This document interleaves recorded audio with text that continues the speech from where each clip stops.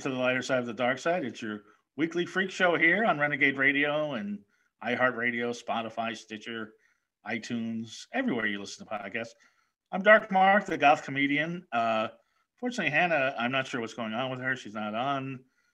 She's not returning my texts or calls, but hopefully she's all right, and we'll see her next week. Or hopefully we'll see her this week. Maybe she'll pop in. I don't know, but it's sad because I know that our guest has plenty of stories about the Sunset Strip Rainbow and all of that. Also, she's one of the top acoustic guitar players, according to Guitar Player magazine, and top 10 female guitarists from Guitar World magazine. And I've been listening to her all week, and you know what? They're right. She's one of the best guitar players in the world. It's Janet Robin. Oh, thank you. I don't know about that. I mean, those lists are funny. You know, this. I'm not saying I don't appreciate being on them, but it is funny about the female guitar lists that are put out. You know, because when you're listening to a record, you don't really know if it's a male or a female playing, do you? Right. Right. Are you saying some of the ladies on that list may not be playing? No, of course they're playing. It's just that there seems to be some sort of need to make a male guitar list and a female guitar list. Yeah, I was going to say, what do you think about? I was going to get to this down the line. What do you think about this? Well, I've been asked that question a lot, and I mean, because there's this scarcity of, you know, there's much more now than there was when I was coming up, but you know, there's not a lot of women guitar players just in general, and then there's only a few that are big names, you know, like a Jimmy Page name or something like that, you know. Right.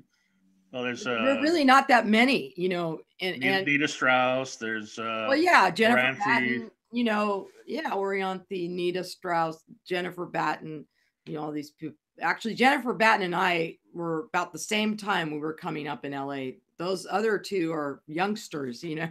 Right. Was there a beef between you and Jennifer Batten? No beef at all. We actually, she was in another band when I was in Precious Metal. She was in another band, and we both were playing this special like benefit show, big rock show in Mexico, in Acapulco. This is like 1987 or something like that, and she was in another band and I was in Precious Metal, and it was like 30,000 people, you know. And I saw her play and she was doing all the tapping. I'm like, awesome, you know. I hadn't seen a woman play like Eddie Van Halen and that sort of stuff, and so that's when I came upon her. But yeah, you know, lists are just lists. I know so many great guitar players just in general that aren't on any list.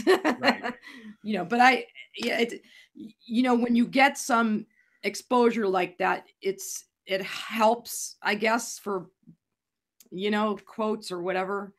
But it always just comes down to, you know, are you dedicated to your, you know, instrument, and are you out there playing, you know, and doing it?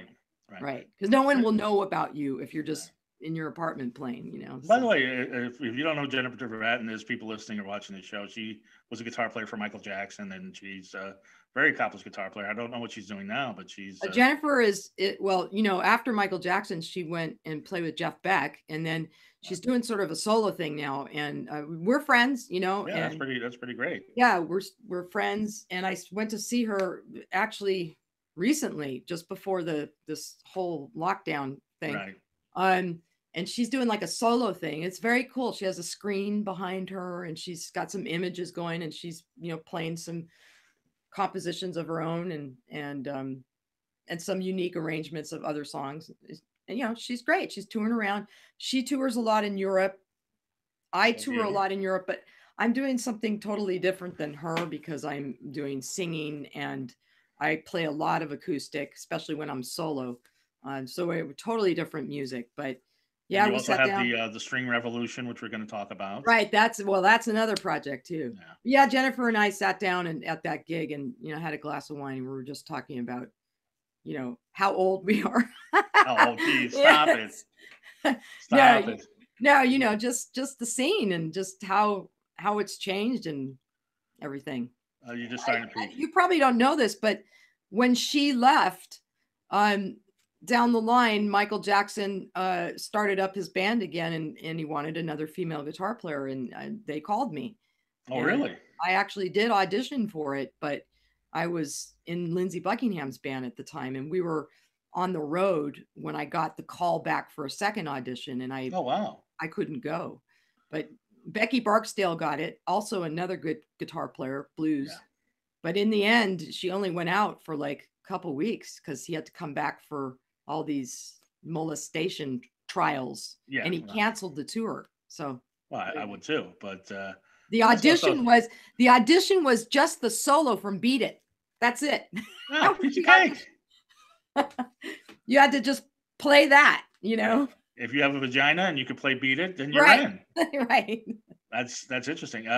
And you have so many stories like this. I said on Facebook, I said about our friend, but you truly are the Forrest Gump of Hollywood, and yet you've crossed so many paths with so many people, and we're going to talk about it. Before we do, I Sure. just want to throw out our sponsors real quick. Audible, you're on the road a lot. I'm sure you. Yeah, I know Audible. Sure. Yeah. Yeah, if you go to audibletrial.com/DMS, you can get one free book and access to all of the Audible originals now. You don't just have to pick one; you can get them all. And the last Audible book I got, and I've been listening to it and really digging it, is the Rob Halford autobiography. It's already on Audible. It's great. Oh, that's cool. From Judas Priest. From Judas Priest, yeah. Oh, I'm sure he's got stories too. Oh, he's got stories. Oh boy. Yeah, that's a whole different perspective on the metal scene. Yes, I'm sure. But they've got all sorts of books on guitars and whatever you want. So you get whatever book you want, bestsellers, nonfiction, fiction, and all access to all of the Audible originals. You can cancel the next day, but you should keep it because you get that Audible original access. We also have please support the restaurants. Our sponsors, Do Me Some Cooking in Hollywood. You ever do Me Some Cooking in Hollywood? No, what's that? That is the best vegan food you've ever had. Wow, vegan and comfort food. You're in great shape, so this will be a cheat day. Well, thank you for that, but yeah, I need to work out more. It's been tough. But so do they deliver, or you have to pick it up? Well, they deliver in a certain area, but are you in the Valley or you're in Hollywood? No, I'm like near West Hollywood area. Okay, 1253 Vine Street. They probably do deliver to you. Cool. But I went and had their chicken cordon bleu sandwich. Not chicken. Popeyes. It's not real. It's all vegan. You guys are genius. Awesome. Mad genius. Chicken parmesan, shrimp po' boys. They have their nachos. LA Weekly said the nachos were one of the 10 best nachos in LA. The only one without meat. The flautas are the biggest flautas I ever had.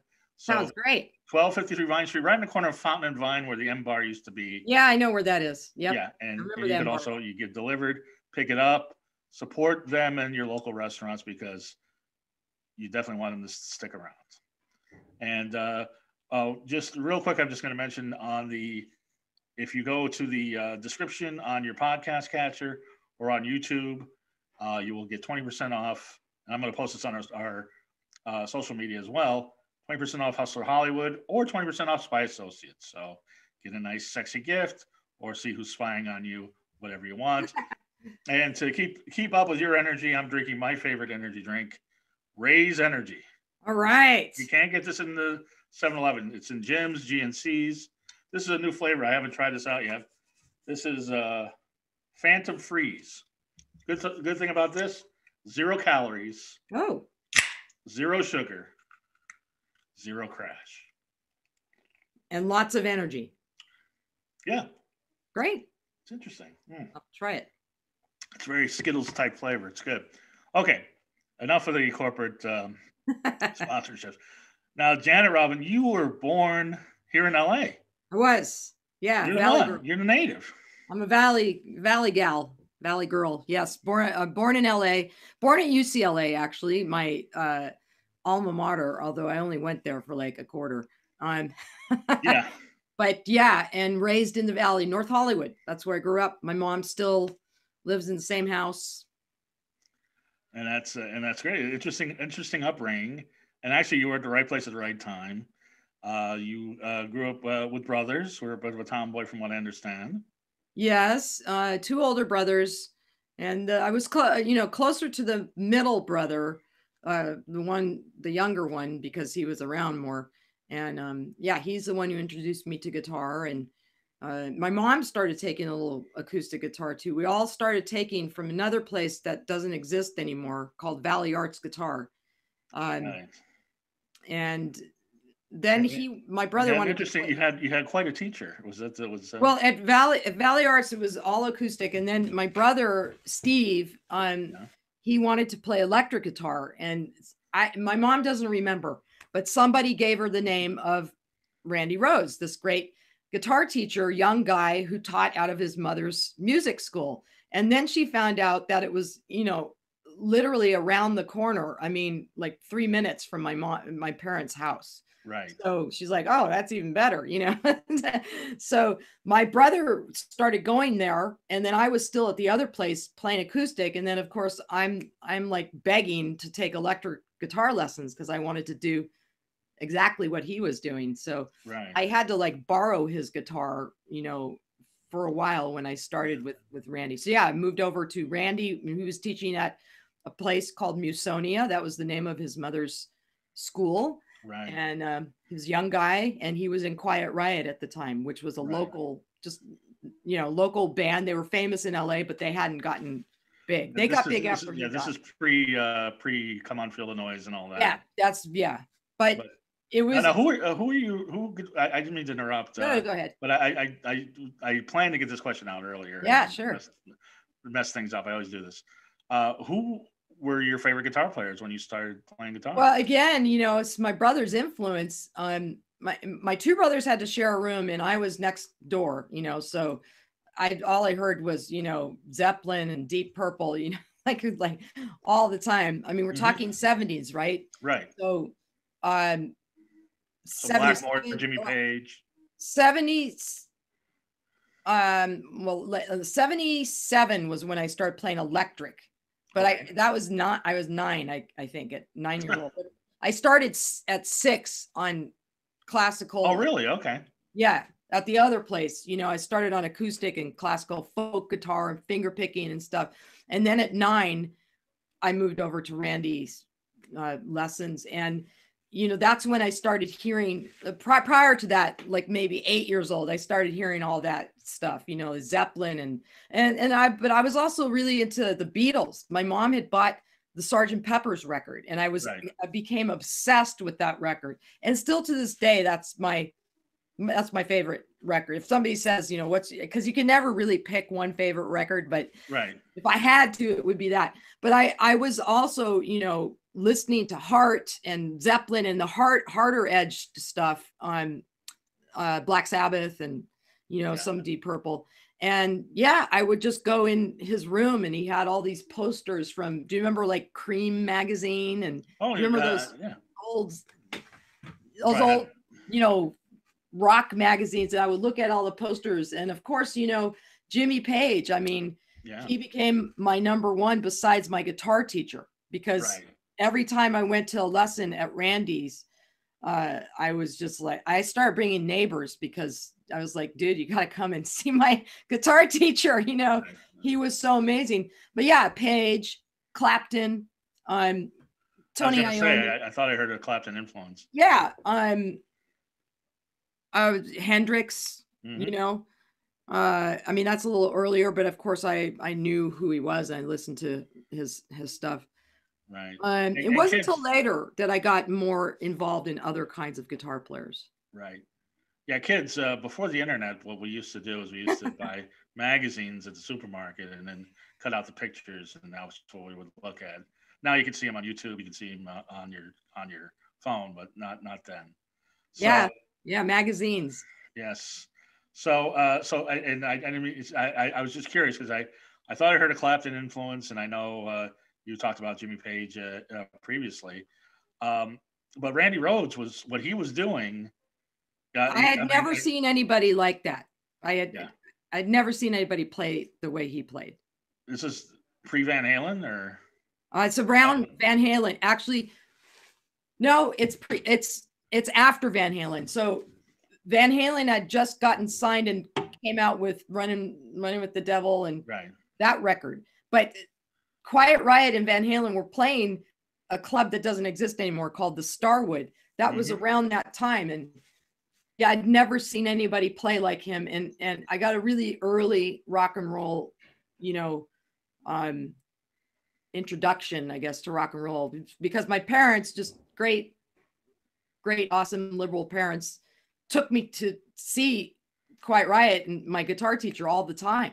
I mean, whenever I could go, and they had to chaperone me because I was underage. You know, me and my brother, they had to chaperone us. So oh wow, I was just like looking at him like, oh my God, you know. And he had did he have the rock star look then? Was he all, I mean? Oh yeah, he was very skinny. He had the Bay City Rollers look, you know, the skinny with the jumpsuit sort of, and the big shoes. It kind of feminine, you know, effeminate. He was always kind of, I mean, he always had a bit of a feminine energy. A little bit, yeah. Even with the Ozzy years, which was good. It kind of actually he's counterbalanced Ozzy great. You know, he wasn't gay. He's just, it was very sensitive and very humble. Maybe androgynous is the word I'm looking for. Maybe, yeah. You know, I just think he wasn't looking for any machismo validation. You know, like that wasn't what he was about. You know, and it was great. And I don't think I would be doing what I'm doing now had it not been for him, because you have to remember, when I was growing up, yes, there was a lot of male guitar players, but really the only female guitar player that I could identify with was Nancy Wilson. Right. Who you later got to work with. Later. Yes. That's a whole other story. But yeah, I mean, I'd heard of the Runaways, but they were like underground, and I don't know. Joan Jett was not Joan Jett yet. You know, there was no Lita Ford, there nobody. And I knew Bonnie Raitt was, and Joni Mitchell, and they were great on acoustic, but I was more interested in like what was going on with the rock guitar players, and are there any girls out there? And Nancy played both, you know, so, and there was a picture of her hanging in my brother. I'm sure there was. Yeah. And, you know, it's funny because there's all this Gloria Steinem stuff coming out now, because, you know, she's getting up there, and there's a lot of movies about her now. And, and she started Ms. Magazine, and, you know, one of the magazines I bought was Ms. Magazine in like 1970, I don't know, 9 or something. And it's because Ann and Nancy were on the front of Ms. Magazine. And I was like, oh my God, it's them. You know, it's the Heart Girls. And I just was like, if she can do it, I can do it. And then I had also encouragement from Randy, who was just like, could give a shit about me being a girl. He honestly didn't care about me being a girl, being young. It was just all about, you want to practice, you want to get good. You know, that's how you do it. Well, you have a unique perspective. What was he like as a person? I mean, he's like a shooting star. He just took off, and then. Well, so he was very quiet, very quiet, very subtle. Smoked like a fiend. His thing was smoking and Diet Coke, you know. And I was like, Diet Coke, he's like this big, you know. Right. And he was just very quiet, and you know, the lessons would be like a lot of jams, you know. Of course, he would show me some technical things, but then he would, you know, play a rhythm thing, and he'd say, okay, I want you to play this rhythm thing, and then I'm going to play some solo stuff. And then I'd be like, you know, when he was, you know, doing his crazy shit. And then he'd say, okay, I'm going to play the rhythm, and now I want you to do some of your own thing. And I was like, well, I can't sound like you. And he's like, no, I don't want you to sound like me. I want you to sound like you, you know. And then we would go over certain techniques and basic stuff that, you know, you would have to know as a guitar player. But he was like that. And, you know, it was, I don't think he thought he was going to get the Ozzy gig. I mean, he wasn't looking for it. I think somebody told him about it, and he went, you know, the story, like he went to the audition, and he was just like warming up before the audition, and Ozzy heard him in the other room and was like, I'm sorry, you already have the gig already, you know, just from warming up, you know. So he got the gig, and, you know, a substitute went in his place, another student of his who I continued taking lessons from in high school. And then I got a call, you know, from my mom at school that there was a plane he was in, and that it had crashed, and that he died. What's crushed you? But here's the thing: if I mean, it's amazing that he's just first off, it's amazing that you played rhythm guitar for Randy Rhoads. Well, yeah, in the lesson, yeah. It's also amazing that he was just warming up and he got the gig off that. I remember listening to, I read a story, Steve Lukather from Toto was on that Lionel Richie song. Oh, yeah. And they said, how many takes did it One. take? No, he said 0. 0. He said, I was just warming up and they taped it. And that's right. What they used. That's what and he they used. put it in. Yeah. Well, they're same thing, Yeah. And, you know, and then if he didn't get the Ozzy gig, Quiet Riot was on the verge of blowing up. So he would have been a superstar from that. Yeah. I mean, they were blowing up a bit in Japan. They'd gotten a Japanese record deal or something. And yeah, eventually something would have probably happened with that band. But, you know, in the end, he really he was really getting into classical guitar. And I think, you know, he was only going to do one more record with Ozzy and he was going to leave and go back to UCLA and study classical guitar. And the real question is, did Randy teach you any tricks that only he and you know and his other students?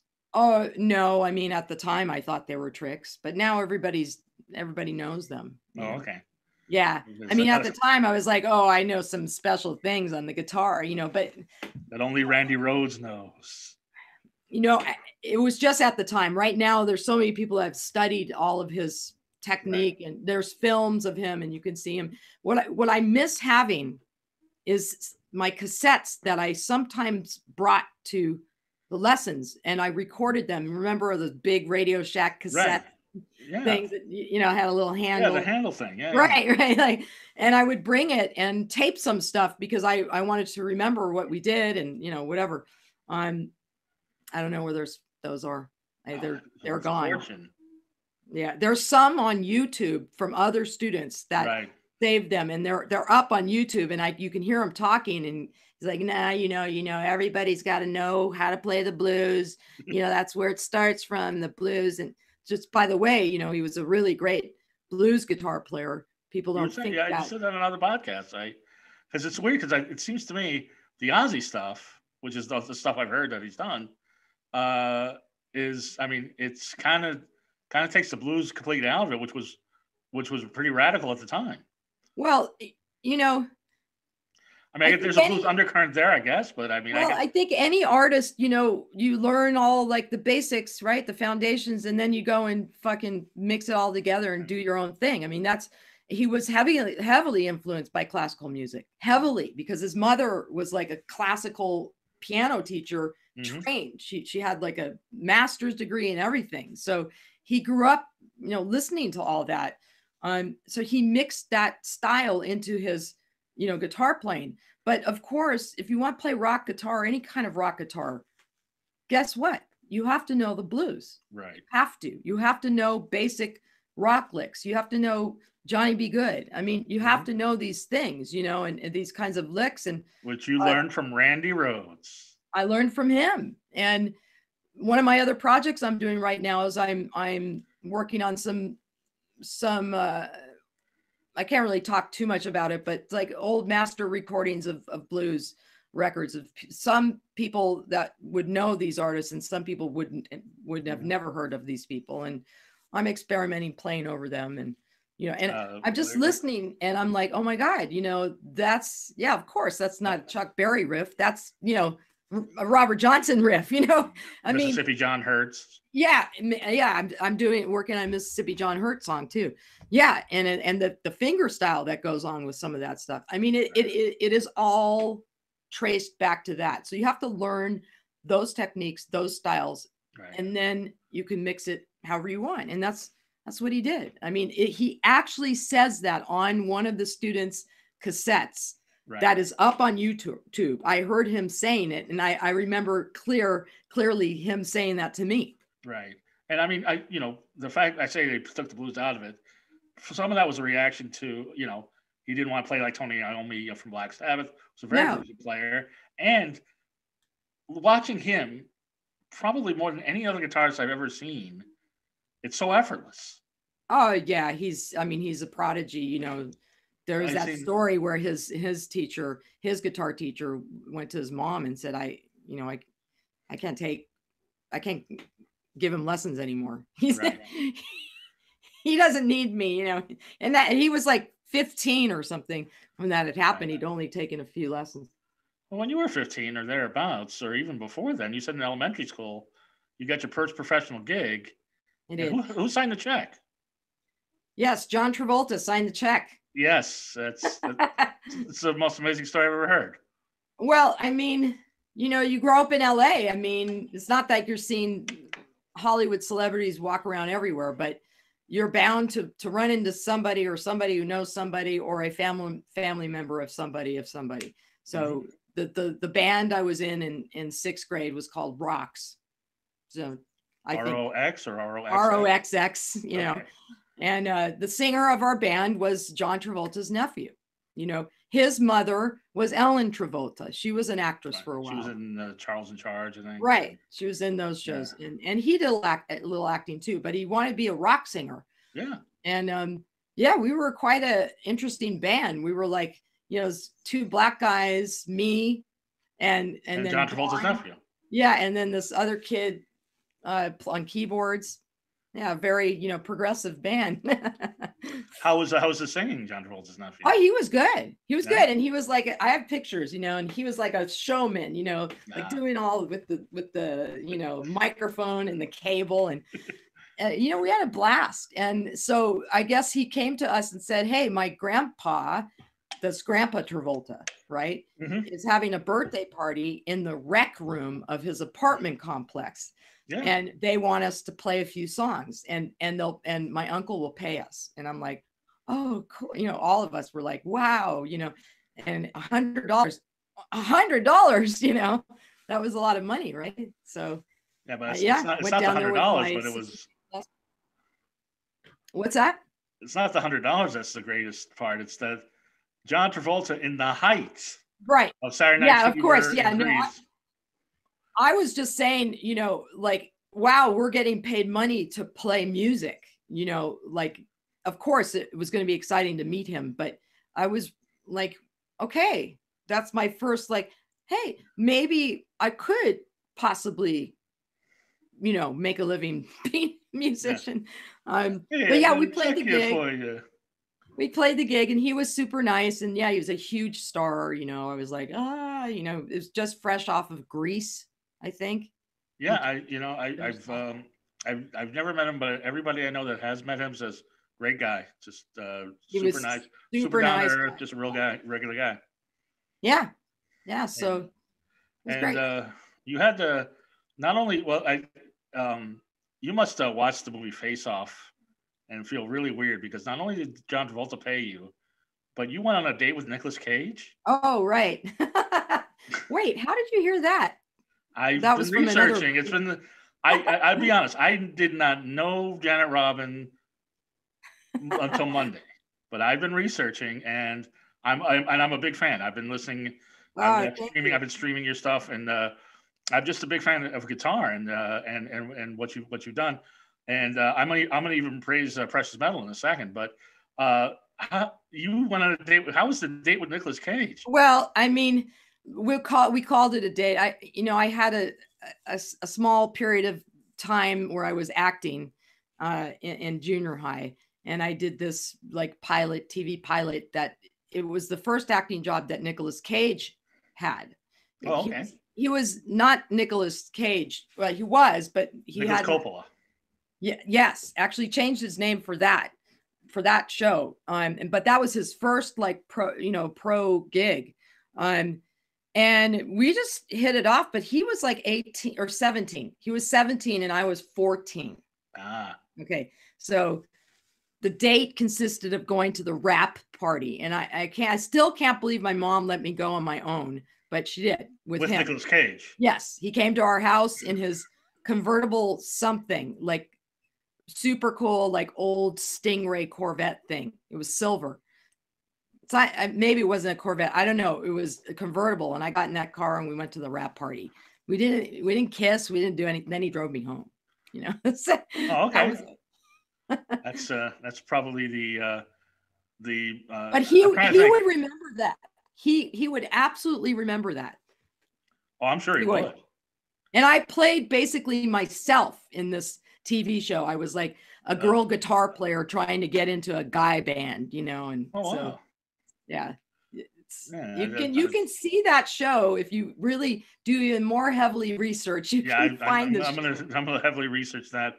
I didn't see the show, but I'm looking forward to it because we're housebound, so that's what I want to see. I want to see The Best of Times. It was really cheesy. Best of Times. Yeah, it was just the most cheesiest thing ever. The guy who produced it, brilliant guy, but it just didn't work for this show. He was the creator and producer of Laugh-In, George Slaughter. George Slaughter, yeah. Yeah, and so he was the producer and director on this show. Yeah, he's interesting. Like I think Laughing, and I think he did like bloopers or something, and those are the world's funniest videos or something like that. He might have produced that too, and he produced like for all those three successes, he produced like 300 horrible shows. Not yours, I'm sure yours is fantastic. No, ours, no, it was not very good. And I Janet Robin and Nicholas Coppola, come on. Well, yeah. I mean, I had never acted before. I got the job by accident. You know, they were looking for a band to be in the show. Right. And my band at the time, it might have been the band that David was in. I have to ask him. We auditioned. David Cunningham. We auditioned for it, and George, he ended up like he wanted to just take me, not the band. And suffice to say, they kicked me out of the band after that happened. I was, geez. But even whatever. You can outplay them all, I'm sure. I try to be loyal, but yeah, I mean, he just came up to me. He's like, I'm going to write a part for you. I like the guys, but we don't need them for this. I got a better idea now. I know what I'm going to, I was like, okay, so yeah, that was like another lifetime ago. Well, I'll tell you, a lifetime ago.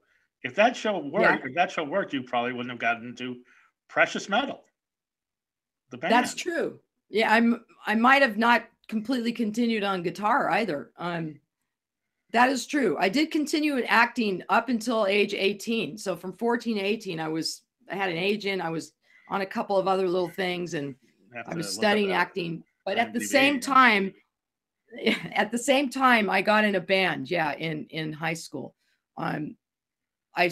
Music and guitar was still a force of nature for me. And it was real. Not that acting isn't real. It's just you're playing something else. But when you're playing guitar, you're yourself, and you're into it. So I was drawn more to that. And I answered an ad. It was in a newspaper that I don't think exists anymore, called The Recycler. I remember. And the ad was, for looking for lead guitar player for all female rock band. And I was like, oh, this sounds kind of cool, because I had already been in some little other bands with guys, and there was always a problem. Always. Either I was too good and they were jealous, or they wanted to like date me or something, it was always an issue. And they were always older too. And then that was always like, I had to be careful. And my mom was like, who are you playing with? It was all this shit. So I was like, you know what? I'm going to try this all girl band thing. Those men. And you plopped yourself right into a hurricane, because you were right there. 80s Sunset Strip, glam metal scene. Well, 1984 was when I got in that band. I was a senior in high school. And our first public performance was at my high school lunchtime concert. How was that? I have pictures from that too. It was great. Yeah. It was really great. I was so excited to play. I actually was one of those people that liked high school. I was student body president, and I liked it. I was very social, and I was super excited to show everybody, my playing skills. And I was proud of the band. We had some really good songs. Everybody was playing, good players. We had good players in the band. No, I remember the name. I think I heard a couple songs way, way back, but I was surprised listening to it. It's a little punkier than I thought. It's not metal. It's not as overproduced as some of the 80s glam bands. Yeah, I mean, our 1990 record, our last record we did was a little bit more, bluesy, rocky. But prior to that, we're kind of doing like the glam thing, and a little punky poppy. It was just, you know, the name I thought was clever, even though we weren't really like a metal band, you know, Right. like that kind of stuff. It was just, I thought it was a clever name for an all-girl band. Yeah, 7 years of my life in that band. Yeah. See, I think that's that may have been the Achilles Heel, maybe. The name may have been like the real hardcore metal guys would reject it. It was tough. Yeah, we had a hard time at radio. We had a hard time with press. They didn't know, well, they're not metal, but this name. And then it was already hard being an all-girl band. I mean, we had a lot against us. You know, we really tried to make it happen. We tried really hard. Well, you did make it happen. I mean, you lasted a lot longer than a lot of those bands. Well, we got signed to 2 major deals. That was good, you know, and that was all good experience and for me and in knowledge of the business. We did some, you know, great gigs, some big gigs, opening for some people, and then we had a good, decent following in pockets of the U.S. You know, it was my first time really going on the road. I mean, I dropped out of college. I left UCLA, and I was like, this is now going to be my college, is going on the road. And, you know, going on the road with a bunch of older girls, you know, in the 80s. And I mean, I wouldn't call myself a nerd. I was always like kind of class clown and just chill and stuff. So I wasn't like, yes, drunk and then, you know, be with all these guys. I was like, I got to practice my solo for the next song, you know? So that was all very new to me.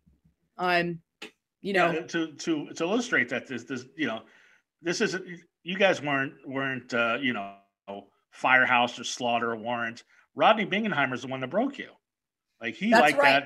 That is correct.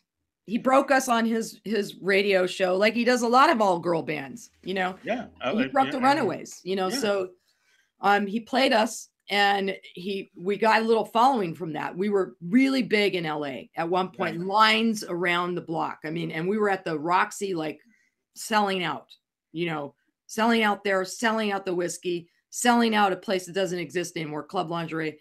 We were really big out here.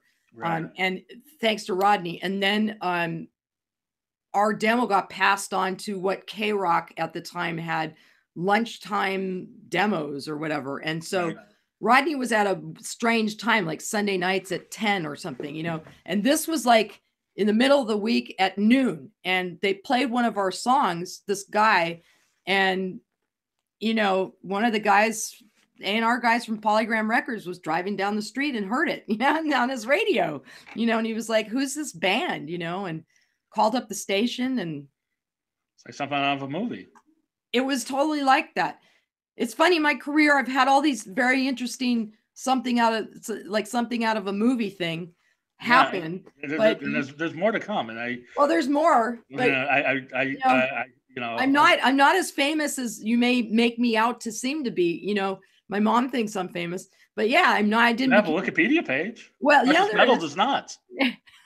We got to do something about that. But yeah, no, you know, I'm not. I didn't become a huge rock star or a household name, but I do have all these very interesting, like, well, that happened, and then that could have, you know, blown up, and then that happened, that could have blown, you know, but that's life, right? I mean, you supported yourself as a musician. I have, yes, yeah. Your entire adult life. I don't. Why you're struggling, trying to support themselves doing I only point that out because I like to tell people that, you know, when it comes to being an artist, whatever it is you're doing, really, I mean, I found out, you know, later in my life, not too much later, that, you know, your heart has to be into what you do. You really have to be dedicated and love what you do, whether you're going to make a lot of money at it or you're not.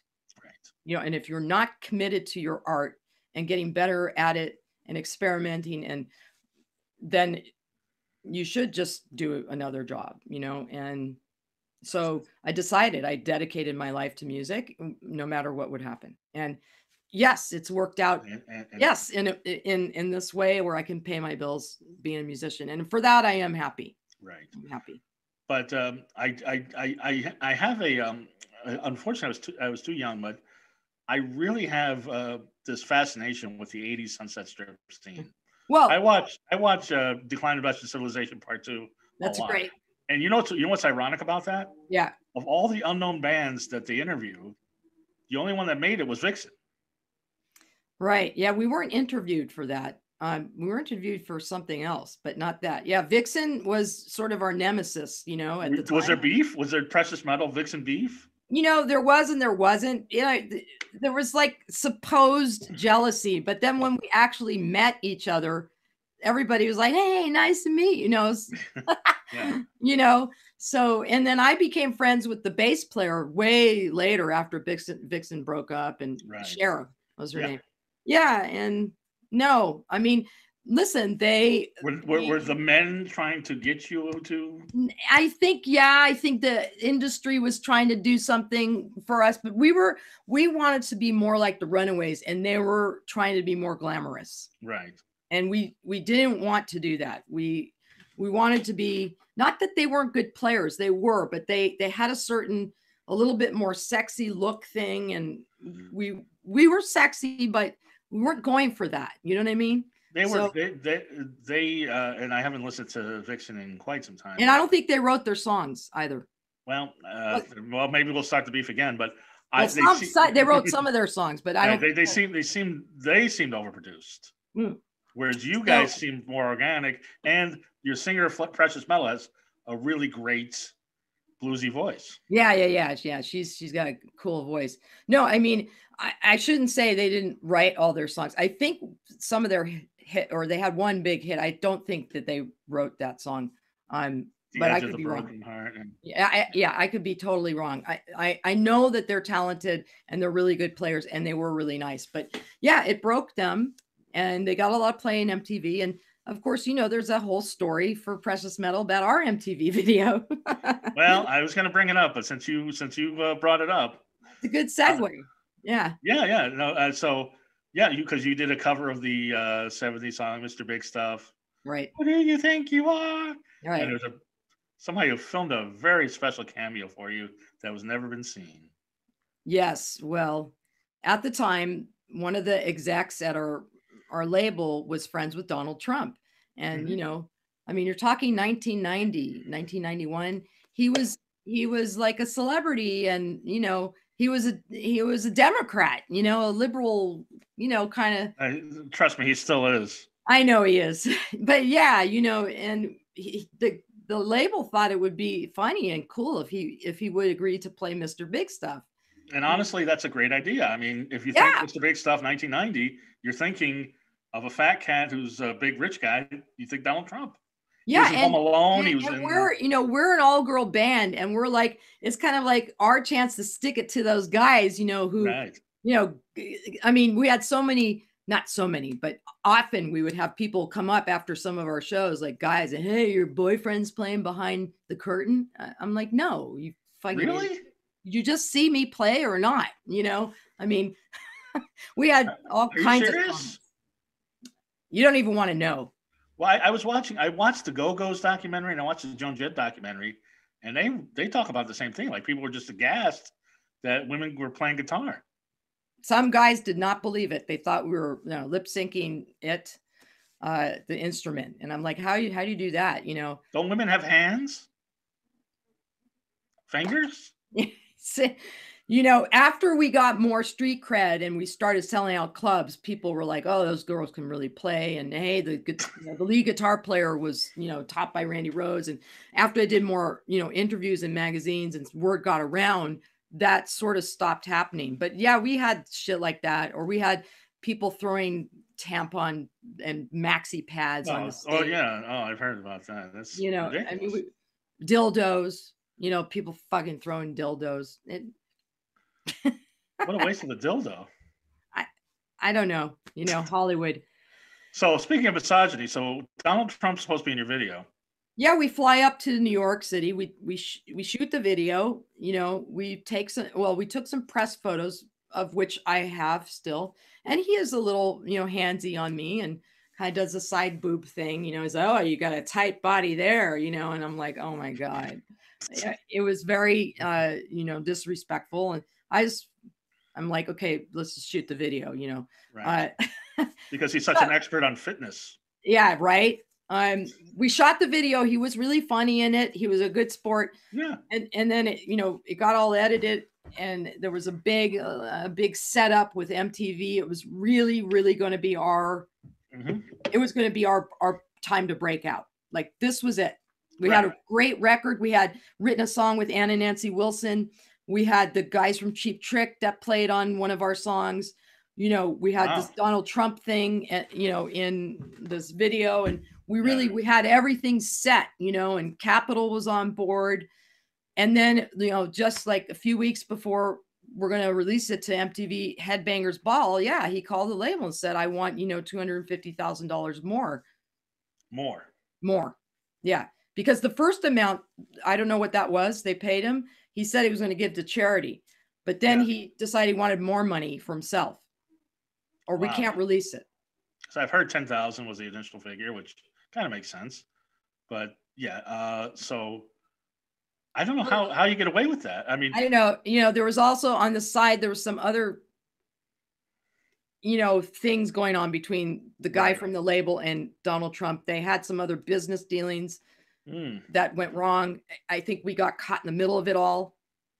Sounds like, you know, us as a pawn to like get back at the guy, and this, you know, the label's like, no, we're not going to pay you. So we had to reshoot the video with the double, you know. Although he had the wig on and the whole thing. Yeah, I mean, it didn't come out. It's cool, you know. So MTV played it a few times, and then, you know, we toured a little bit, but you're talking 1991, Nirvana and Pearl Jam, just the grunge thing started, and we got dropped. Ironically enough, a lot of women bands that got on the radio, but you guys got dropped because you were lumped in as Glam Metal. But it's funny that Donald Trump should be impulsive when a deal of his that nobody knows about that doesn't go down. But the 80s Sunset Strip, was it as wild as they keep saying? Yes. Yes, it was. I mean, were you hanging out with Motley Crue and Guns N' Roses and all those guys? Well, I did hang out more with Guns N' Roses. Yes, we hung out a lot with Poison and bass player. Duff McKagan. Duff, yeah, we went to a lot of parties with him. He was friends with our drummer, and he would come out all the time with us. And I did go to a party where Axl was there, but you know, they were all doing like heroin, and I was like, you know, I that's where I cut it off for me. Like, I'm happy to, you know, do other kinds of things, but I didn't want to do that. So, but yeah, we became closer to like I spent more time with CC DeVille. How was that? Poison. He's crazy, but crazy fun. That's what I've heard. And it's unfortunate that Hannah's not on, because she has, from being at the Rainbow, CC DeVille stories, but he's awesome. And he was so nice, and we had so much fun, and he was so respectful to me, to our band. He knew how hard we worked. We opened for them once at a big like LA downtown concert thing, and he was just awesome, you know. And we wrote a couple songs with him, and we played with them a few times. But I mean, the thing about the Sunset Strip was that back then in the 80s is that there was real camaraderie. As much as you hear about competition, sure, but on the other hand, there was camaraderie too. You would see everybody at the clubs. You would go out to the Rainbow afterwards. You know, people were handing out flyers, right? This is before the internet and everything. Right. So you'd walk down the street, hand out flyers, or you'd put up post bills all over Laurel Canyon, and you know, people would come by, residents, take that off, you know, we're going to call the police, you know. But people would see them and come to the shows, unlike today where 100 people say they're coming on Facebook and 20 people come. Yeah, no, I mean, we had lines, you know, it was fun. The clubs were fun, you know. We often would book the night out with bands we knew, you know, so we'd have like a party, you know, together. Right. Yeah, always a party afterwards too, you know, so it was real camaraderie, you know, and I miss that now. We don't have any scene at all here. And Precious Metal, I would imagine, would have male and female groupies. We have both. Yeah, both. You probably, some of the women that the guys were trying to get were like, no. And we had, we had some gay women. We had straight women too that thought we were just badass cool, you know. And then we had like normal guys just that really liked us, that rock and roll, like liked what we did. And then we had like really weird, and every girl musician will tell you this, really weird, strange male groupies, like right. strange people. Yeah, no, Not that they were going to do anything to us, just there was something really like they probably have like our pictures all over their room, you know, and something like he's a couple of degrees little, away from a serial slightly killer. creepy, yeah. Slightly creepy is a good word. How did Ann and Nancy Wilson get to collaborate with you, and what a dream come true for you? I mean, that's why I brought up that thing about the magazine, the Ms. magazine, and them on the cover. When we were having meetings with the label of, you know, how can we give more power to this band and help break this band and break this record. And they were like, who do you would you like to write with another band that has a bigger name than you guys? Because we were very prideful in writing our own songs, but they were like, look, would you be open to that? And we were like, sure. And they're like, well, who would you want to write with? And I'm like, Anna Nancy Wilson. You know, I mean, you know, that's like they're yelling out other people too. But then when I yelled out their names, the girls were like, yeah, that would be great. The girls from Heart. And they were on Capitol too. So our A&R guy knew them and their manager, and knew also their ghostwriter. You know, they have a third writer, Sue Ennis, who's not in the band, but wrote a lot of songs with them. And he called her right up, and, you know, we met in LA because they were out here at one point. We met them, just to see the vibe, and it was a great vibe. They were so cool. And then we set up a time, and me and the singer flew up to Seattle, and we wrote 2 songs right there, you know, at Nancy's house, you know, and they had some ideas. We finished them with some music stuff and lyrics, and, you know, I spent the whole weekend. I slept there. You know, I spent the night there. Just kicking yourself like, I'm playing guitar with Nancy Wilson, or I mean, no, I'm on their level. You know, so part of me was like, oh my God, you know, I was that, you know, I was that 9-year-old girl looking at their, you know, poster in my brother's room, and now I'm at her house writing a song. I was really serious back then, because I felt like this was our last chance to make Precious Metal happen. And in fact, it was. And I was just like, you know, I did try to think of myself as being on their level, because we have a job to do. We have to finish the song. It's got to be a good song, you know. And then, you know, of course, we wanted her to play on it and sing backgrounds, Nancy especially.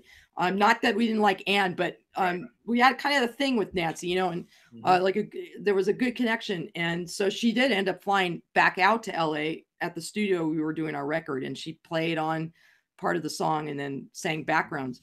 But yeah, of course, when I was there, and, you know, we're smoking and drinking and dancing, you know, after we were done working on the songs. Yeah, it was great. I was like, you know, a testament to, like I said, your hard work, your dedication, and a testament to, like I said, your commitment to your art.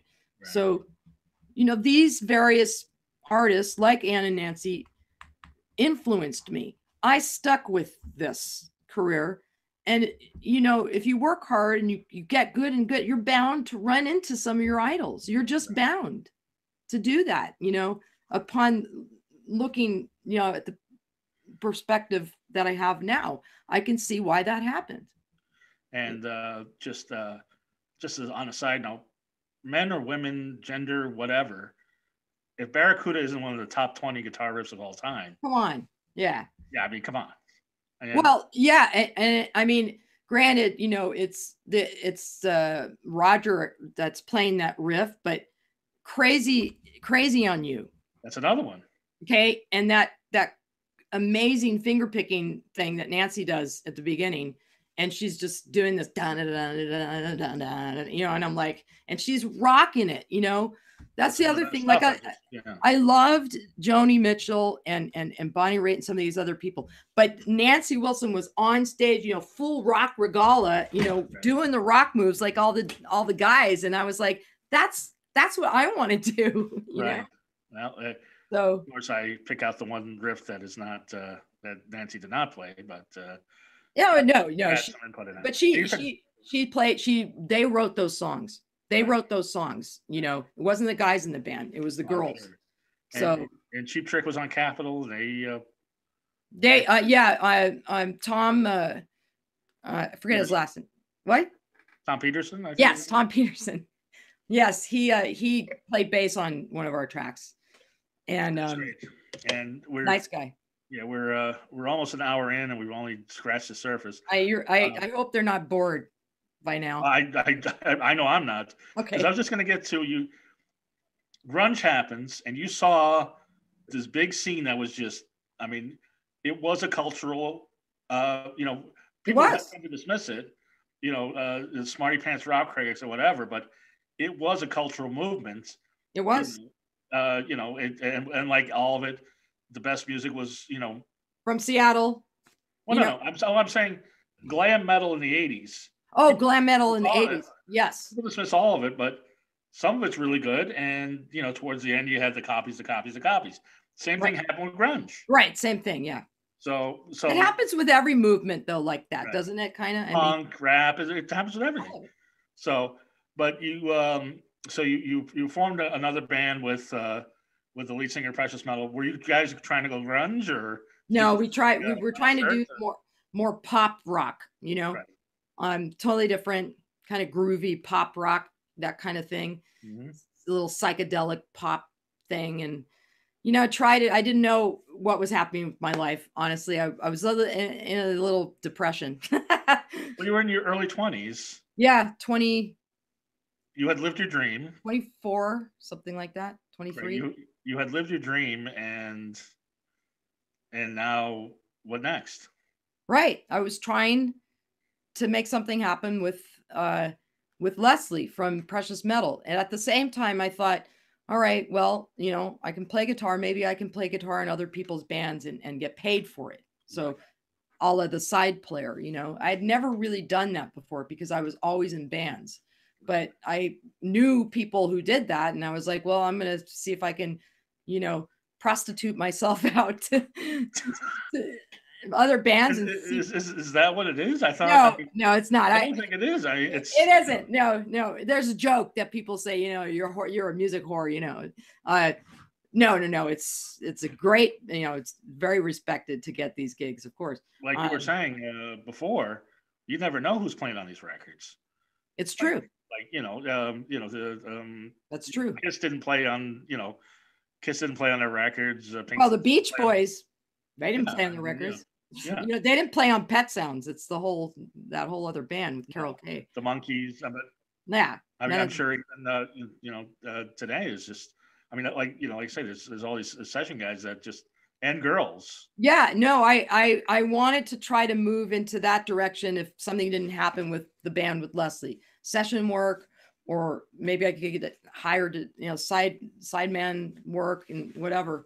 And you did with. Well, I just got a call out of the blue. It wasn't out of the blue. It was somebody who used to work at the label we were on, was working for this other lady who was in charge of putting people in bands, like in big bands, celebrities bands. She was like an agent kind of thing, a music band agent. I gotta get that job. That's a good job. Agent. Yeah, and so it was a specific. I'd gone out on a couple of other auditions, a few other things that it didn't work out for whatever reason. But then she got another call from Lindsey Buckingham's people, and he wanted specifically 2 women in his band. Right. So. Yeah, Lindsey Buckingham from Fleetwood Mac, famously doing a solo thing at that time. And I want to ask you as a guitar player, your expert opinion. Is Lindsey Buckingham maybe the most underrated guitar player of all time? I would absolutely say, yeah. I don't know about the most underrated, but he doesn't think of himself that way. But I think, like talking about those lists, going back to the beginning of your podcast of, the world's greatest guitar player or whatever. Yeah, he's rarely on those lists.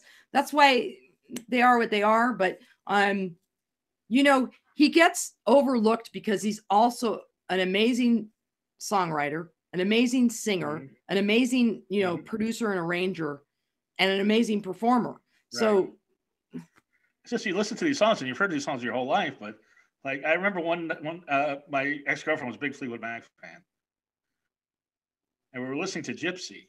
Yep. And at the end of that song, he does like this really intricate finger picking thing, and I never noticed it before. I'm like, is that a guitar? They're like, yeah, that's a guitar. Yeah, he's unusual, you know, in his picking style. He doesn't use a pick for most of the time. He plays with the fingers, and so we don't have enough time, you know, on your podcast to go into all of these things, but that was a whole other, I felt like when I got that gig, you know, I was out of college already, and now I'm getting my master's degree, you know, and like as an analogy, you know what I mean? Right. Precious Metal was the college thing, and now I got to step it up, you know? Right. And you know, he keeps floating in and out of Fleetwood Mac. And by the way, I don't know if you're in touch with him. Is he okay? Yeah, he's doing a streaming show tomorrow, 6 p.m. Oh, great. From his home studio. And yeah, I saw him in February, right before this whole thing happened. Yeah, he had he had open heart surgery.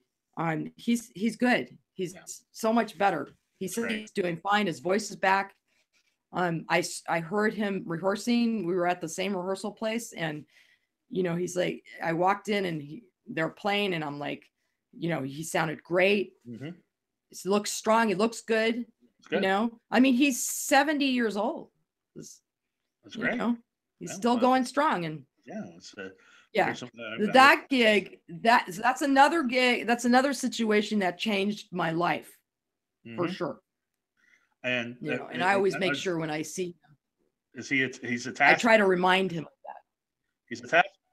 Yeah, he's a taskmaster. Yeah, I mean, there was a lot that I learned in that gig, and I don't know how long you want to go, but it goes on and on. I can talk to you forever, so it's just as long as you want. Well, I mean, you know, I had to grow up in that gig, and because it was not the Precious Metal that we were professional, we were, but this was another level of professionalism. Right. And you know, I was hired, right, for a job. I wasn't like in his band, you know, I was in his band, but we were all hired, you know, so I'd never really had that experience before. So my practice techniques and everything I knew about was just from Randy and from being in Precious Metal.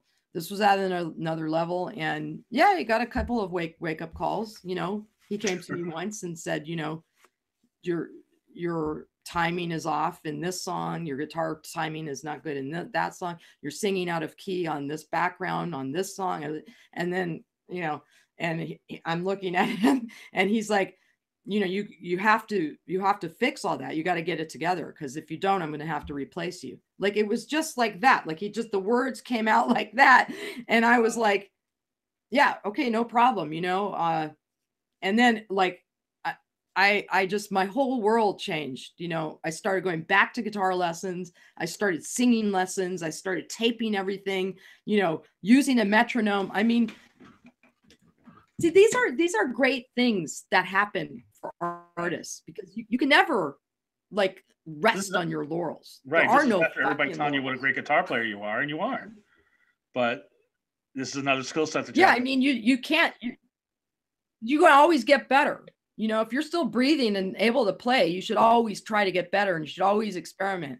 Mm-hmm. And you know, I learned a lot from that. And I listen, you know, I worked really hard, and I played with some of the other people in the band, and you know, we rehearsed together, alone, separately, because I wasn't the only one he came to. He did code to a couple of other members too. You know, he was secretly taping all of us on separate tracks, and then at the end of rehearsals, he would listen to everybody's track. Wow. It's yeah. That's how you get a couple things. That's how you get good. That's how you fucking get good. And that's how he did his records. And I'm sure they were doing all kinds of blow and cocaine and everything for you know, for fun at times, but they were doing it to stay up all night to get one good take. Right. You know, and you when you got hired 2 weeks later, it was this guitar. It's a very intricate guitar piece, guitar and vocals, with 4 guitars on the Tonight Show. Right. So we had 2 weeks to get our shit together. Right. And, you know, we were going to play 2 songs. And yeah, we were like, you're going on the Tonight Show in 2 weeks. And I'm like, oh my God, you know, and so we're like manically practice. And it was a job, you know, Right. The hours were like musician hours, 11 to 6. Sure. You know, all day long. Hours, yeah. Yeah. You know, so, here's the thing. I don't know if how long ago you've seen that clip. I saw it today. There is a part where he looks at you and smiles. Yeah. I think from the get-go, we had an energy together. Yeah. And, you know, I think he liked me in some way. Oh, really?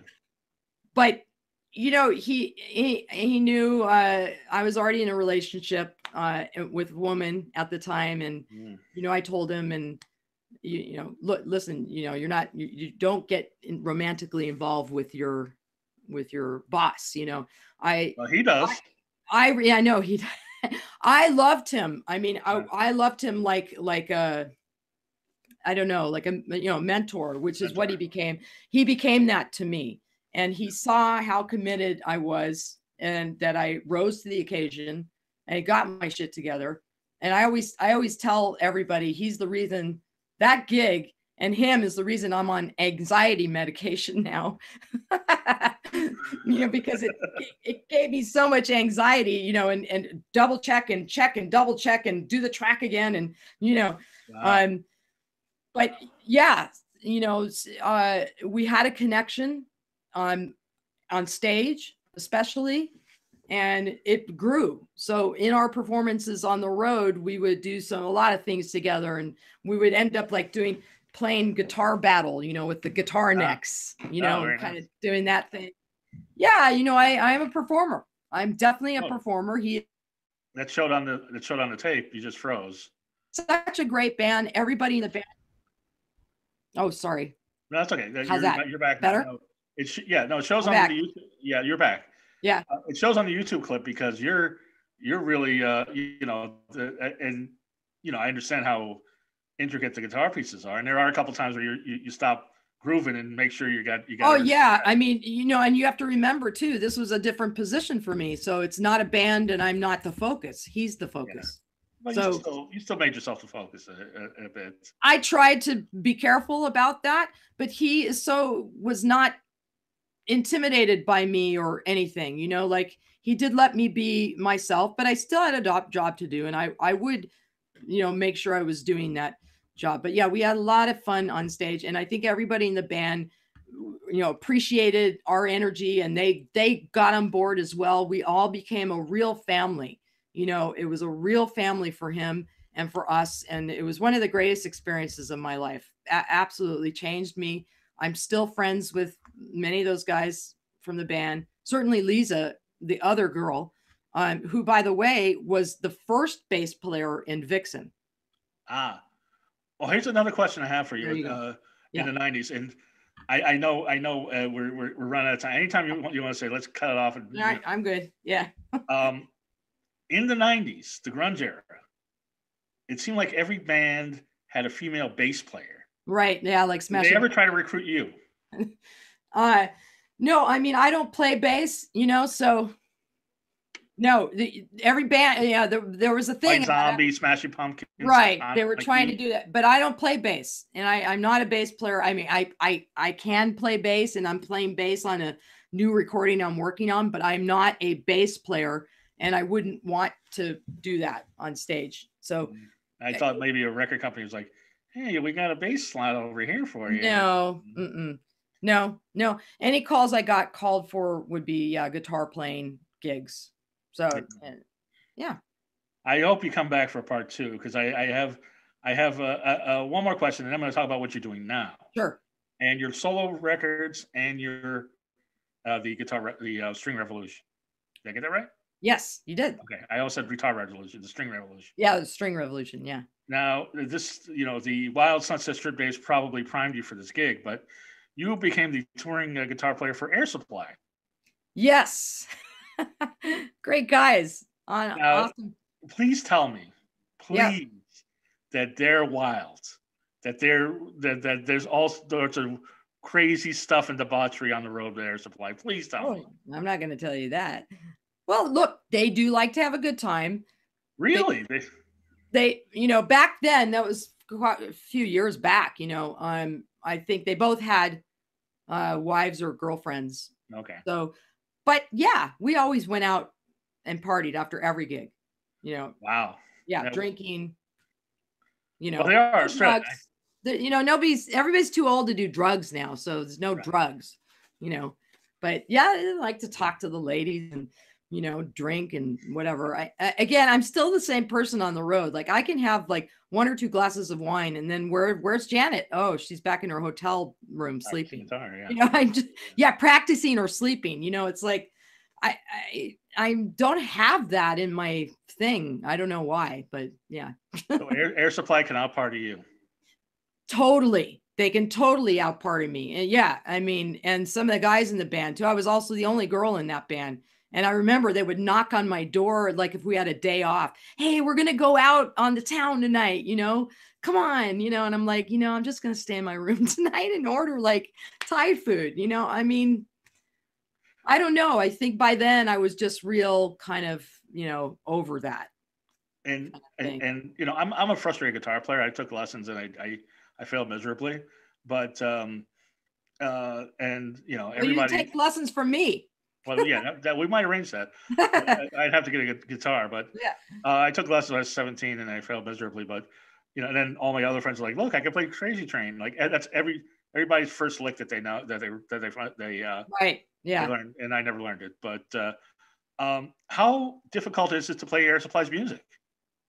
It's not difficult. They're pop songs. Soft pop songs, and the gig went like this. They saw me playing at another gig that I was hired for, like a 70s, night of 70s music. And they're like, we want her in the band. They hadn't had a lead guitar player. They were using tape. They were using tapes. Oh, wow. For the lead guitar parts. And I thought, that's great. They're cool about having a girl in the band. I met them that night. They were the nicest guys ever. Mm-hmm. And it went like that. I got the job like then. And then like about a month later, they sent me a CD. Here's our set. Learn that. And then we're playing at the Grove. Right. I'm like, no rehearsal, because they are so set in their show. They have a specific show that runs a certain way. So I learned everything on the CD. I tried to print out music wherever I could, but I mean, and then for the solos, they were like, do whatever you want. I was like, okay. I was going to ask. Yeah. I was like, okay, that's great. That's like guitar player's dream. So yeah. And then, the first gig was at the Grove in Orange County, Anaheim, or wherever that is. Yeah. Anaheim. Yeah. Yeah. That was it. We had a sound check. Yeah. And then.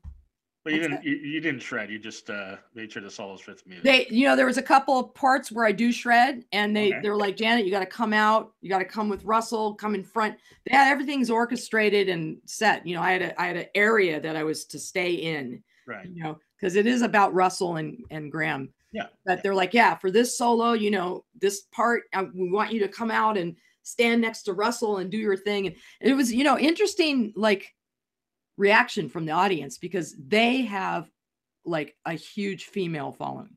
Yes, like, I'm aware. Yeah, I mean, the ladies just absolutely love them, and the guys are there because their wives are there. I mean, they're kind of into it, but it's all about the ladies. And here I come along, and I'm playing this guitar and I'm doing my thing, and they're looking at me. So a couple looks were like, who the fuck is that? Right. Why is there a girl in the band? And then the other looks were like, wow, that's cool. That's a girl playing in Air Supply. It doesn't really matter whether it's a girl or a guy, but so I got on the 1980s Sunset Strip and I got both. Girl can play guitar. Yeah, but they were so nice. The fans were so nice, and the guys, Russell and Graham, would like all of the band to come out after the show and do the meet and greet, not just them. Right. So they always included us, and a lot of people came up to me. They were really nice. But yeah, I could see a couple of the women you know. Oh, get jealous. Yeah. And I'm like, you don't even know the half of it. So, don't you worry, honey. You know, Because I'd honestly be lying to say I was an Air Supply fan. However, I will say I was somewhere and I must have been in a waiting room or something, and Lost in Love came on. I love that song. Well, I was listening to it. I was like, you know, it's really well produced. It's a really good song, really well produced. I would say in the whole show that we did, that was my favorite song. I always loved when that song came on.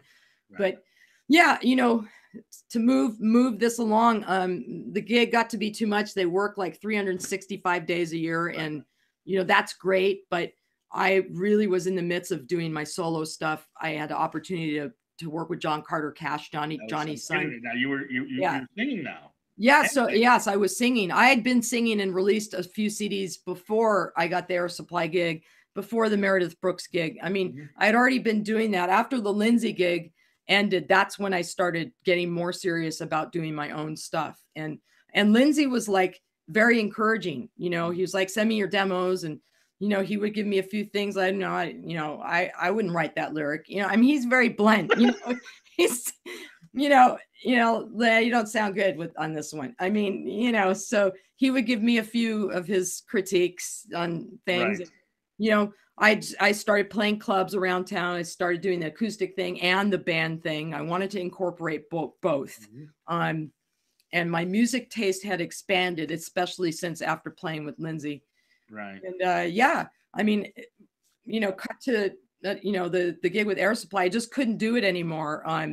You know, I never thought that I would ever quit a paying gig, but I really was like, I want to make this record. This is a great opportunity to work with John at Cash Cabin. And I was just like, how did you meet Johnny Cash and June Carter Cash's son?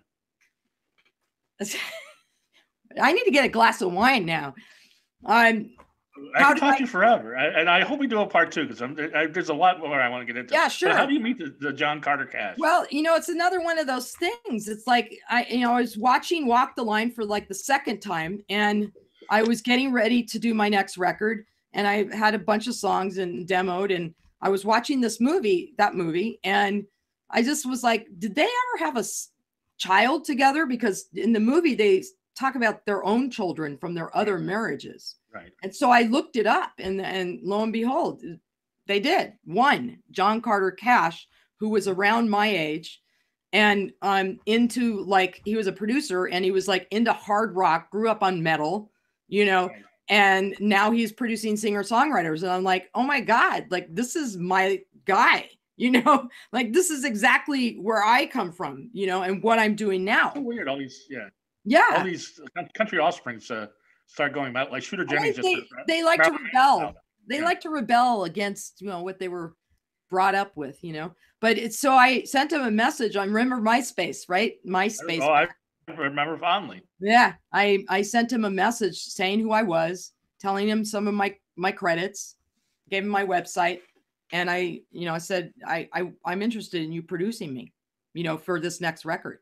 And, you know, he called, he sent me an email, and then he said, I want to talk to you, you know, and we spoke, and he's like, I'm like, I don't have any money. And he's like, well, you have to pay, you know? And I'm like, well, how much is it? You know?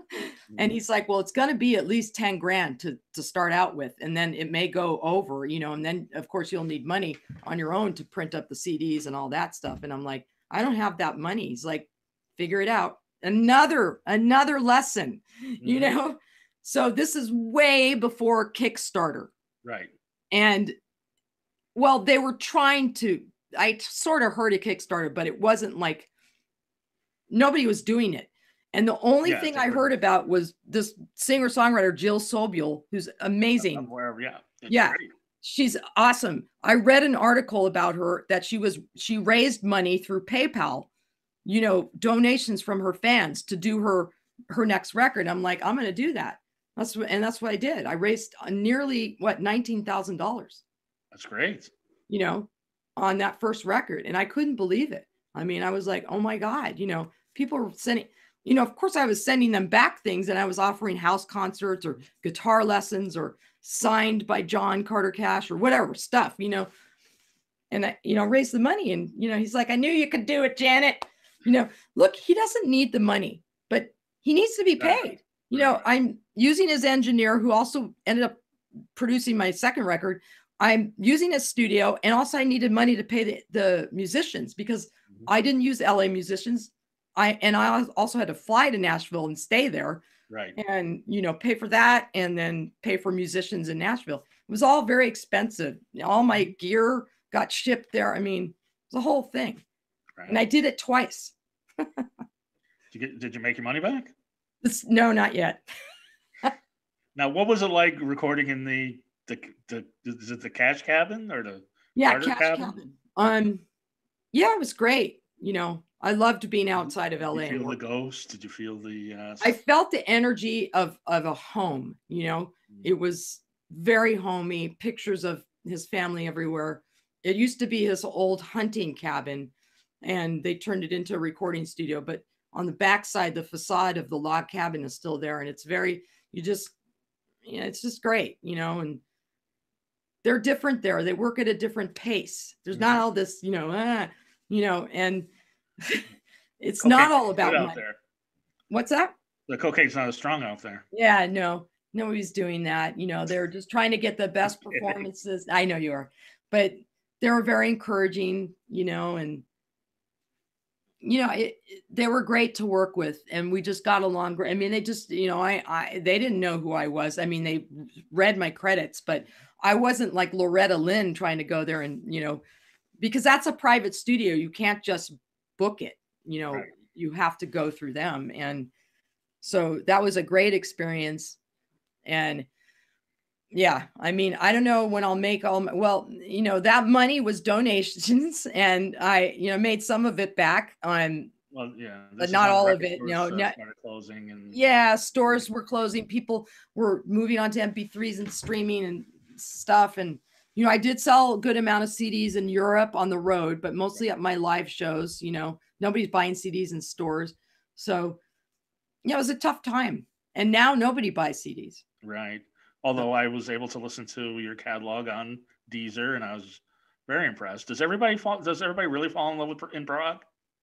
Well, I think it was more like fall in love with Prague. Oh, with Prague. Oh, okay. I thought it was. No, it's not.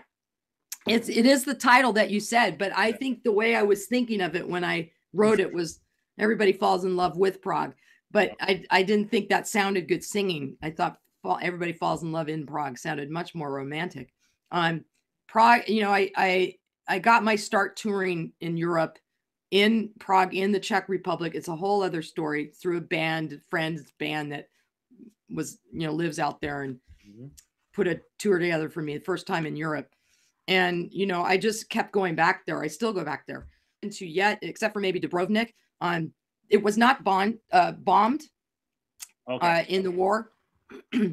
So everything's still there. All the buildings, all the Gothic. You as a Gothic guy would appreciate it. I can't. Yeah, very Gothic. There's fucking bats flying around. Oh, I love it. It's it's so like cobblestone streaks, dark, lamps, flickering and all that shit.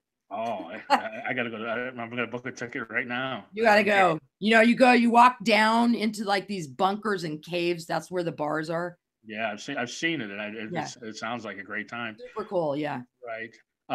Now, I once again, I want to have you back because there's so much stuff I barely scratched the surface on. But I was listening to the String Revolution, and loving guitar as I do, I found it really amazing. Now there's no drums on this; everything's on guitar, yeah. Right? Yeah, I mean, occasionally on some of the recordings, we might have added like a cajon on some sections, but for the most part, everything is, if you're hearing a drum, it's one of us banging on the guitar, right. Close mic'd, yeah. And then basses are either a bass or our baritone guitar, and that whole idea was inspired by Lindsey's guitar orchestra, except I wanted to do something instrumental and really focus on the guitar. I put an ad in Craigslist. Right. I did too, for something else. On purpose. I know tons of great musicians out here, but I wanted people I'd never met before, sort of, again, like what Lindsey did. I wanted to meet new people I didn't know. I was totally open to a girl or a guy. Not one girl answered the ad. It's weird. You know, and I was really succinct in the way I wrote the ad. But yeah, these guys came along and it was pretty quick that I found them. And we just, you know, the energy again was really good. You know, it was like brothers. Like, yeah, because they're not too shabby themselves. No, they're amazing. And we've got 2 Europeans in the band, and we're all so different. We come from different backgrounds, different kind of likes of music, which again, I thought that this is great, you know, and I'm like the annoying sister, you know, always cracking the whip, you know. No, you're the Lindsey Buckingham of the group going. Well, you know, yes and no. No, they come down on me sometimes when I haven't practiced enough and I keep messing up on a part. They'll be like, you know, you can't do that again. You just, and I'm like, oh shit, it's all coming back to me. You know, the Lindsey gig is all coming back to me. Like, I gotta, you know, so no, you know, it's really right now, it is now turned into a democracy. It's not me running the band. We have a partnership together, and it's been great. Last year we played at the Grammy Museum. That was amazing. Right. And we're working on new stuff, but it's been really tough this year. All of our gigs were canceled. We had some amazing festivals we were going to play. So we've been writing remotely, recording remotely, which is it's not the same. Not fun. And my solo project's on hold because I'm working on this blues project, this separate blues. It's going to be part of my solo project, but it's going to be a totally different thing. So I've been just recording and working on that. And the thing about the string revolution is you all have to be so individually good, but it all has to mesh too. Oh yeah. Yeah. No, I mean, and so our arrangements take quite a while. Yeah. When we're arranging, less is more. You do a cover of Sting's Englishman in New York, and the big drum beat in the middle is played on a guitar. Yes, that is absolutely played on a guitar. Yeah. And was, you know, we were debating whether we should even do that, because we're like, well, how are we going to do that to make it sound cool? And we figured it out, you know? So, you know, we love Rodrigo y Gabriela. Those are our, you know, influences. Tommy Emmanuel, who I also opened for once and played with, great guy. Yeah, I'm sort of in that world now, and I still have a little bit of the singer-songwriter world. And now I'm doing this blues thing. Like, you're all over the place. And I'm teaching online a lot, teaching guitar online. I would like to mention that I will be doing a master class on Facebook Live, December 18th. You do have to buy a ticket to it. Facebook is now doing a thing where you can sign up, pre-sign up, pay for the link, and then you get, you know, on the Facebook Live. Yes, you too can take lessons from one of the best guitar players in the world. Yes, you can. And yes.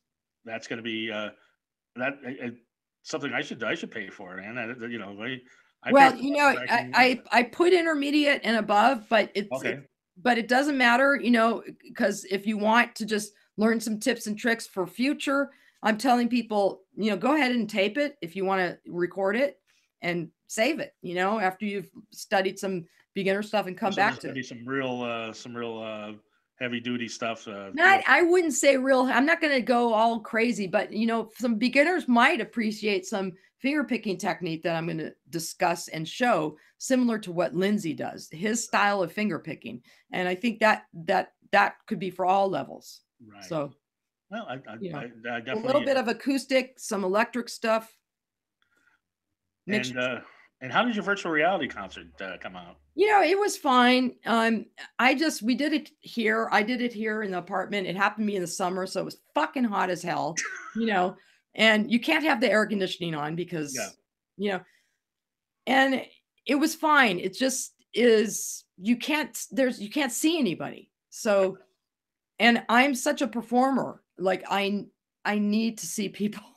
Like I like to see people's eyes and their reactions. And did you get feedback though afterwards about people liked it, you know, but I think I wasn't happy with myself, you know, and so I've refrained from doing that right now.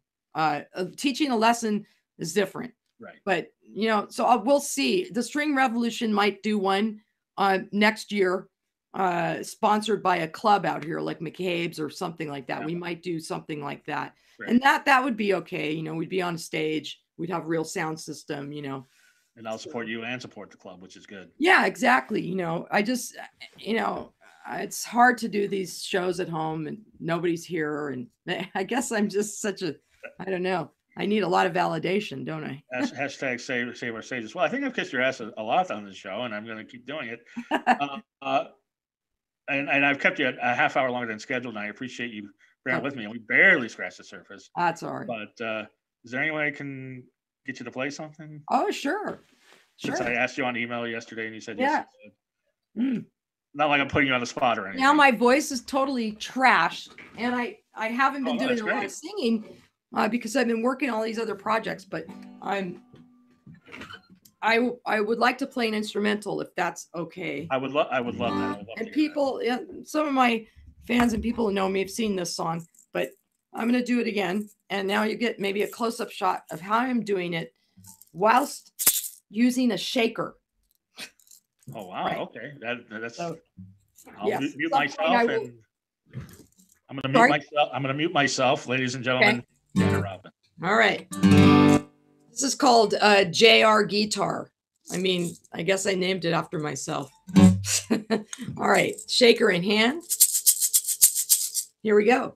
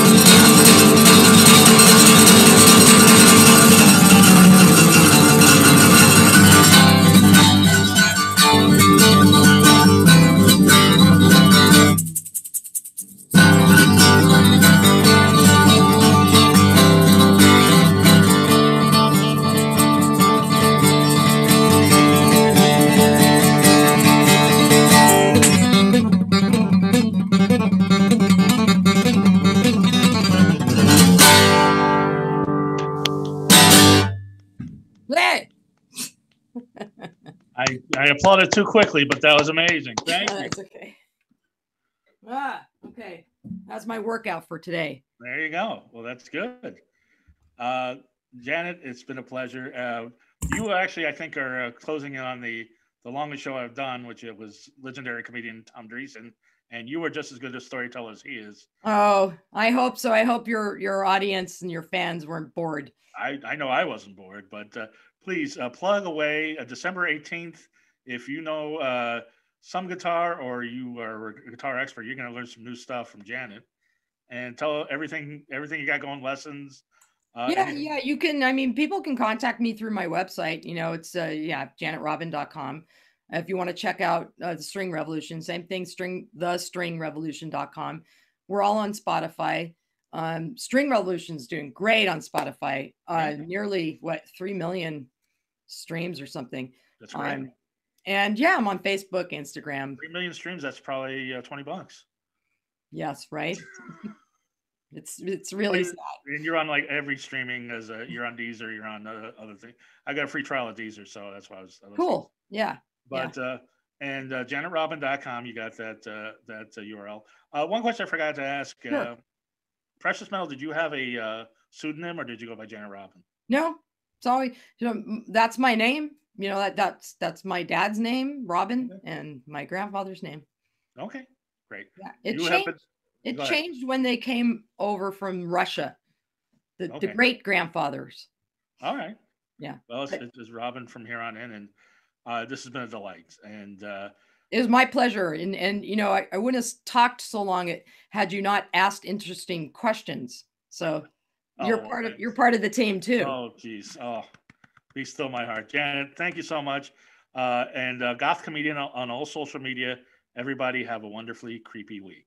Bye. See ya.